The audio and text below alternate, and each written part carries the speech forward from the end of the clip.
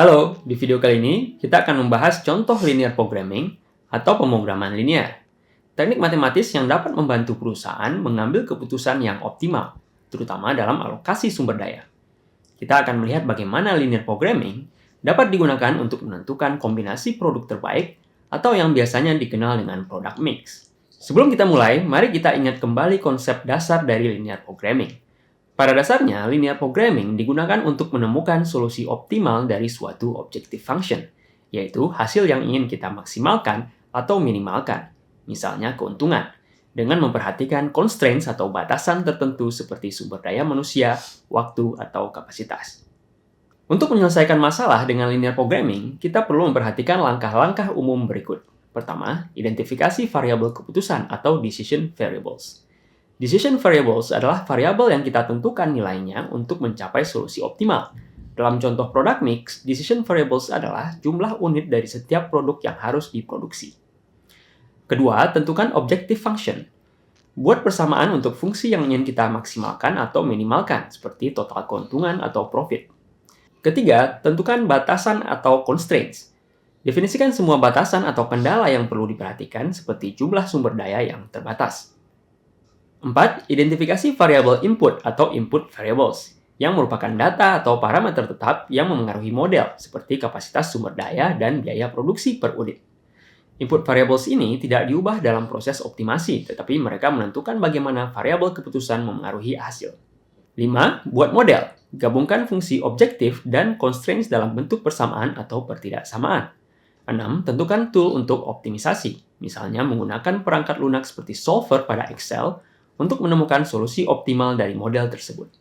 Sekarang, mari kita lihat satu contoh dalam bisnis, yaitu optimasi product mix untuk memaksimalkan keuntungan atau profit. Misalnya ada suatu perusahaan yang memproduksi dua tipe produk HP, yaitu tipe Pro dan tipe Standard. Setiap produk menghasilkan keuntungan tertentu dan perusahaan ini memiliki kebatasan sumber daya seperti jumlah jam tenaga kerja dan bahan baku yang tersedia. Untuk produk tipe Pro, profit per unit adalah 1,8 juta, sedangkan untuk tipe standar, profit per unit adalah 1,2 juta. Objektif function kita di sini adalah total profit keuntungan yang ingin kita maksimalkan. Ini ditentukan dengan rumus total profit sama dengan 1,8 juta kali jumlah Pro plus 1,2 juta kali jumlah standar. Sementara itu, decision variables kita adalah jumlah unit dari setiap tipe produk yang harus diproduksi. Nah, kemudian untuk memproduksi, produk tipe Pro membutuhkan 5 jam tenaga kerja, sementara produk tipe standar 7 jam tenaga kerja. Batasannya adalah perusahaan hanya memiliki 6.000 jam kerja per bulan. Untuk bahan baku, produk Pro dan standar sama-sama membutuhkan satu chipset. Constraint-nya adalah perusahaan hanya memiliki 1.000 chipsets per bulan. Kemudian, untuk modul elektronik, tipe Pro memerlukan 12 modul, sementara tipe standar memerlukan 10 modul. Perusahaan hanya memiliki 13.000 modul elektronik per bulan. Terakhir, untuk part kamera, tipe Pro memerlukan 3 buah kamera, sementara tipe standar memerlukan 1 buah kamera. Perusahaan hanya memiliki 1.600 kamera per bulan. Selanjutnya, kita juga perlu menambahkan non-negativity constraint atau batasan non-negatif. Ini berarti jumlah unit produk yang akan diproduksi tidak boleh bernilai negatif, karena secara logis kita tidak bisa memproduksi jumlah negatif dari sebuah produk. Jadi kita tetapkan bahwa Pro besar sama dengan 0 dan Standard besar sama dengan 0. Batasan ini penting untuk memastikan hasil yang realistis dalam model kita. Nah, di kolom paling kanan ini adalah ringkasan model yang akan kita tuangkan langsung ke dalam Excel. Yuk, langsung kita apply di Excel.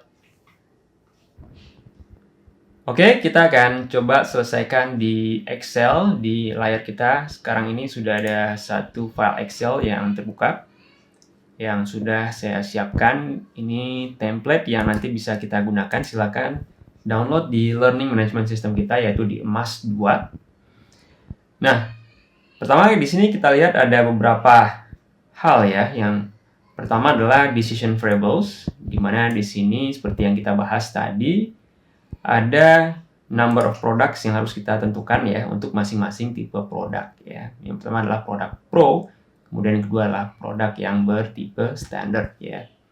Nah, masing-masing produk di sini sudah ada unit profitnya. Untuk Pro 1,8 juta, untuk standar 1,2 juta. Nah, kita mau mengoptimize profit ya, maximize profit gitu ya untuk case kita kali ini ya. Jadi untuk itu di objective function ini kita bisa tuliskan persamaan atau rumus tadi yang sudah kita diskusikan sebelumnya. Jadi yaitu profit ya dikalikan dengan number of product untuk setiap tipe produk ya. Nah, kita bisa buat seperti itu ya. Nah, kemudian kita memerlukan inputs ya untuk memproduksi atau manufacture produk tersebut ya. Tadi sempat kita bahas ada beberapa hal yang diperlukan, yaitu tentu tenaga kerjanya sendiri, kemudian chipset, electronic modules, dan kamera ya. Nah, masing-masing ada nilainya di sini ya, minimum required untuk memproduksi suatu produk gitu ya. Nah, dan masing-masing input itu juga memiliki constraint ya, seperti kita bahas tadi gitu ya. Jadi untuk labor hours di sini constraint-nya kecil atau sama dengan 6.000 labor hours per bulan ya. Dan itu juga seterusnya gitu ya sampai ke bawah di sini. Nah, sekarang kita memerlukan formula ya atau rumus untuk masing-masing input sini ya. Jadi nanti ini yang akan kita gunakan juga untuk menentukan number of products ya menggunakan linear programming ini. Nah, untuk itu seperti tadi kita diskusikan yang ada di slides juga ya. Masing-masing number of product gitu ya. Sesuai dengan tipe produknya dikalikan dengan input required ya. Nah, kita kalikan juga tadi adalah B4 sekarang C4 dikalikan dengan C10 di sini ya. Nah, ini kita bisa gunakan sebetulnya absolute reference ya, karena nanti number of products itu akan tetap di sini di B4 dan C4 ya. Jadi kita bisa pakai shortcut Command T misalnya untuk di Windows macOS operating system ya. Nah, seperti itu. Kita enter, kemudian di sini bisa kita copy saja sel ini, kemudian kita paste gitu ya sampai ke bawah. Ya. Nah, atau kita bisa menggunakan alternatif yaitu suatu function yang bernama sum product. Ya.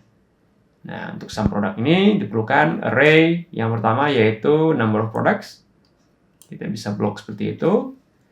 Kemudian yang kedua adalah masing-masing tipe input ya. Jadi nilai untuk tipe inputnya untuk semua tipe produk seperti itu.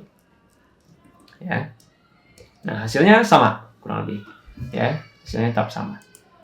Nah, jadi bisa pakai sum product atau kita lakukan menginput ya formula seperti yang tadi kita tentukan atau kita diskusikan di slides ya.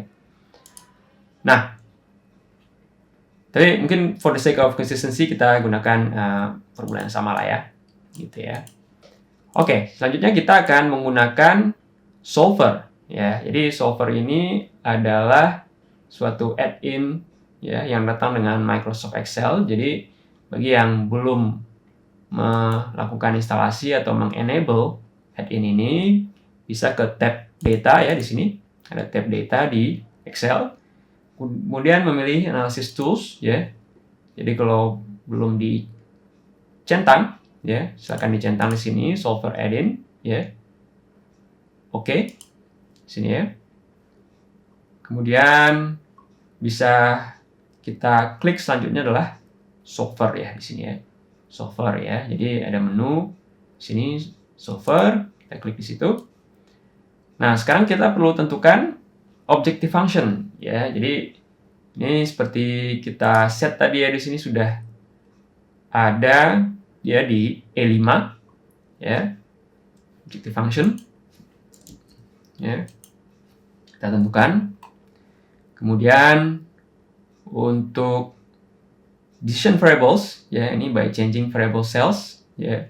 Nanti yang akan berubah ya, yaitu B dan C4 ya. Kita bisa tentukan di sini seperti itu ya. Kemudian constraint ya. Constraint sebetulnya ini saya hapus dulu ya. Kita bisa add di sini constraint. Ini ada constraint untuk masing-masing input variables ya. Jadi either kita bisa buat ya constraint-nya satu-satu ya, atau kita bisa tentukan ini secara keseluruhan seperti ini ya. Itu juga dengan constraint di sini bisa keseluruhan ya. Nah, atau kita buat satu-satu ya seperti tadi ya. Oke, mungkin kita mulai dulu dengan labor ya. Jadi labor itu diperlukan input ya, labor yang kurang atau sama dengan 6.000 ya. Oke, kita tambahkan. Next, kita tambahkan chipsets ya. Kurang atau sama ya. Ini udah benar. Dengan 1.000. Oke. Selanjutnya kita masukkan electronic module ya. Sini 14.000. Ya. Kemudian selanjutnya adalah kamera ya. Yaitu 1.600 ya, kecil sama dengan 1.600. Oke. Jadi sudah ada 4 ya di sini ya. Ada 4. Sebentar, saya cek dulu. Ini tadi kayaknya agak meleset ya. Untuk yang labor hours nih ya, kita coba ganti lagi. Ini udah benar ya. Nah, ini meleset tadi ya. Kita ganti ke G10. Oke.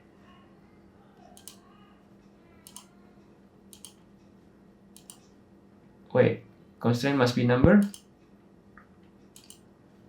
Oke. Nah, selesai semua constraint ya. Kemudian terakhir ada special constraint tadi ya, ketika kita diskusikan tadi untuk kasus ini, yaitu produknya itu tidak boleh bernilai negatif. Ya, jadi ini bisa kita centang seperti ini. Ya. Nah, selanjutnya kita pilih solving method ya, dan karena ini linear programming ya, permasalahan yang linear, kita pilih simplex ya di sini. Nah, kemudian langkah terakhir kita klik tombol solve. Oke. Nah, ini yang kita cari yaitu solver found a solution. Ya. Kita bisa klik OK di sini. Nah, di sini kita sudah mendapatkan jumlah ya yang sudah di-optimize terkait jumlah produksi produk dari masing-masing tipe produk ya. Jadi untuk Pro phone ya ada 325, kemudian untuk standard phone ada 625. Ya. Nah, ketika tadi kita melakukan solving ya, jadi kita buka lagi window dialog box ya untuk solver parameter sini. Kalau kita tekan solve ya, di sini ada pilihan untuk report ya. Nah, tentu kita memerlukan answer ya, tadi sudah kita dapatkan. Jadi keep solver solution, tapi kita bisa menambahkan tab atau sheet baru yang berisi sensitivity report ya. Jadi sensitivity analysis dari hasil optimization ya di sini. Jadi kalau kita klik OK, akan ada sheet atau tab baru di sini ya, yang berisi beberapa hal yang mungkin kita bisa pertimbangkan gitu ya, karena mungkin realitasnya tidak sesuai ya dengan hubungan yang linear, yaitu jadi allowable increase, allowable decrease gitu ya dari produk-produk ya yang kita pertimbangkan di sini.